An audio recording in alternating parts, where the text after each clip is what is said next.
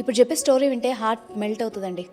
ఈ సొసైటీలో ఇప్పుడు పెళ్ళి వద్దు, పిల్లలొద్దు, మాకు బాధ్యతలు వద్దు, మా లైఫ్ మేము ఎంజాయ్ చేద్దాం అనే మోడ్రన్ సొసైటీలో పిల్లల కోసం ఒక తండ్రి చేస్తున్న పని రీసెంట్గా సోషల్ మీడియాలో వైరల్ అవుతుంది.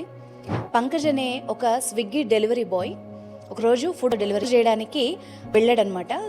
పైకి రా, నువ్వు పై ఫ్లోర్కి వచ్చి ఇవ్వంటే మాట్లాడుతున్నాడు ఫోన్లో కస్టమర్తో. పాప ఏడు వినిపించింది.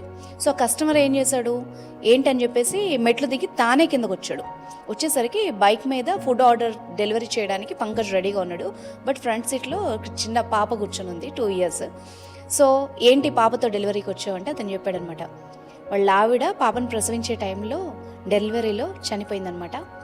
సో ఇంట్లో పాపను చూసుకోవడానికి ఎవరు లేక తనతో పాటే తీసుకొస్తూ ఇల్లు తిరుగుతూ ఫుడ్ డెలివరీ చేస్తూ తన లైఫ్ని గడుపుతున్నాడు. ఇందులో బాధాకరమైన విషయం ఏంటంటే చాలామంది కస్టమర్స్ నువ్వు మేనేజ్ చేయలేకపోతే ఇంట్లో కూర్చోవచ్చుగా నోరు మూసుకొని అని కూడా మాట్లాడేవాళ్ళంట. కానీ దానికి తను అలా ఒక చిన్న నవ్వు నవ్వి అలా ముందుకు వెళ్ళిపోయేవాడంట.